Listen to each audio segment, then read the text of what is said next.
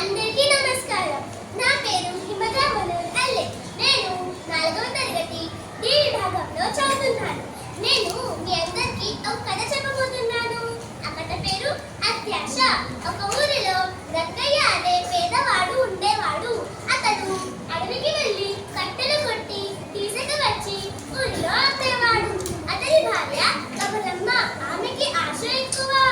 ఒకరోజు రంగయ్య కట్టెల కోసం అడవికి వెళ్ళాడు. అక్కడ ఒక చోట వేటగాడు అల్లిన ఉచ్చులో ఒక బంగారు చుక్క చిక్కుకొని కనిపించింది.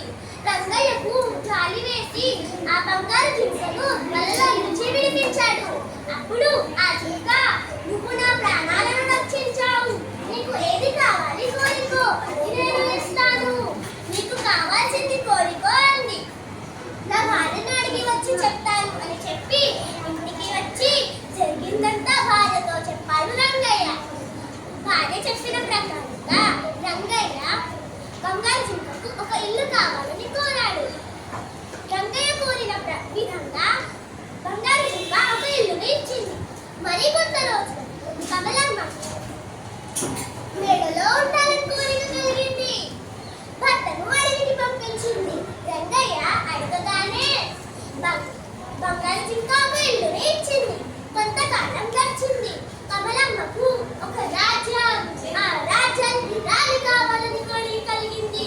రంగయ్య అడగగానే బంగారు చుక్క ఆ కోరికను కూడా తీర్చింది. మరి కొంత రోజులకు కమలమ్మకు ఒక వింత కోరిక కలిగింది. రంగయ్య ఎంత ముందు ఆలోచించకుండా పరిగెత్తుకుంటూ వెళ్ళి నా భార్యకు సూర్యుడు చంద్రుడు ఇంట్లో ఉండాలని కోరిక కలిగింది అని చెప్పాడు. సూర్యుడు చంద్రుడు ఇంట్లో ఉండాలనుకోవడం ఎంతో మూర్ఖమైన కోరిక అనుకుంది. నీ భార్యకు సూర్యుడు చంద్రుడు ఇంట్లో ఉండాలని కోరిక కలిగిందా? అయితే ఒక చెట్టు కింద ఉంటే సరి అని చెప్పి ఇంతకు ముందు తెచ్చిన వరాలన్నింటినీ ఎనుక తీసుకొని మాయమైపోయింది. రంగయ్య ఇంటికి మళ్ళీ తిరిగి వచ్చేసరికి కమలమ్మ ఒక చెట్టు కింద దిగులంగా కూర్చొని ఏడుస్తూ కనిపించింది. నీతి దురాశ దుఃఖానికి చేటు. ఉన్న దానిలో సంతృప్తి చెందాలి కానీ లేని దానికోసం అర్హులు చాచకూడదు. ధన్యవాదములు. అందరికీ నమస్కారం. నా పేరు పండిగ. నేను 4వ తరగతిలో ఈ విభాగంలో చదువుతున్నాను. నేను మీకు ఈరోజు ఒక కథ చెప్పబోతున్నాను. ఆ కథ పేరు అత్యాశ. ఒక ఊరిలో రంగయ్య అనే పేదవాడు ఉండేవాడు. అతడు అడవికి వెళ్ళి కట్టెలు కొట్టి ఊళ్ళో తీసుకువచ్చి అమ్మేవాడు. అతని భార్య కమలమ్మ. ఆమెకి ఆశ ఎక్కువ. ఒకరోజు రంగయ్య కట్టెల కోసం అడవికి వెళ్ళాడు. అక్కడ ఒక చోట వేటగాడు అల్లిన ఉచ్చులో ఒక బంగారు జింక చిక్కుకొని కనిపించింది. అప్పుడు రంగయ్యకి జాలిపడి రంగయ్య ఉచ్చు నుంచి ఆ బంగారు జింకని విడిపించాడు. అప్పుడు బంగారు జింక అంటుంది, నువ్వు నా ప్రాణాలని రక్షించావు. నీకు ఏం కావాలంటే అది కోరుకో, నేను ఇస్తాను అంది. అప్పుడు రంగయ్య అంటాడు, నేను నా భార్యని కనుక్కొని వచ్చి కోరుతాను అంటాడు. అప్పుడు రంగయ్య వెంటనే వెళ్ళి కమలమ్మకి జరిగిందంతా చెప్తాడు. అప్పుడు కమలమ్మ అంటుంది, నువ్వు వెంటనే వెళ్ళి మనకు ఒక ఇల్లు కావాలి అని అడుగు అంది. అప్పుడు రంగయ్య వెంటనే వెళ్ళి బంగారు జింకను భార్య చెప్పిన ప్రకారంగానే ఒక ఇల్లు కావాలి అని అడుగుతాడు. అప్పుడు బంగారు జింక ఇల్లుని ఇస్తుంది. కొంతకాలం గడిచింది. కమలమ్మకు మేడలా ఉండాలి అని కోరిక కలిగింది. కమలమ్మ రంగయ్యకి చెప్పగానే రంగయ్య వెంటనే వెళ్ళి బంగారు జింకకు చెప్తాడు. బంగారు జింక మేడని కూడా ఇస్తుంది. కొంతకాలం గడిచింది. కమలమ్మకు ఒక పెద్ద రాజ్యంలో తను ఆ రాజ్యంలో రాణిలా ఉండాలి అని కోరిక కలిగింది. కమలమ్మ రంగయ్యకి చెప్పగానే రంగయ్య వెంటనే వెళ్ళి బంగారు జింకకు కోరుతాడు. అప్పుడు బంగారు జింక రాజ్యం కూడా ఇస్తుంది. మరి కొంతకాలం గడిచింది. కమలమ్మకు ఒక విచిత్రమైన కోరిక కలిగింది.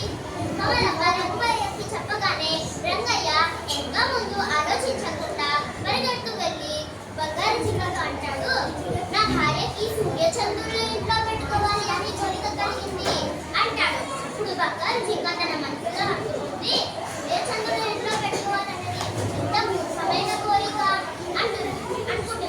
అప్పుడు బంగారు జింక నీ భార్యకి సూర్య చంద్రుడు ఇంట్లో పెట్టుకోవాలని ఉందా? అయితే ఇల్లు మేడ రాజ్యం ఇవన్నీ అవసరమే లేదు, ఒక చెట్టు కింద కూర్చుంటే చాలు అంది.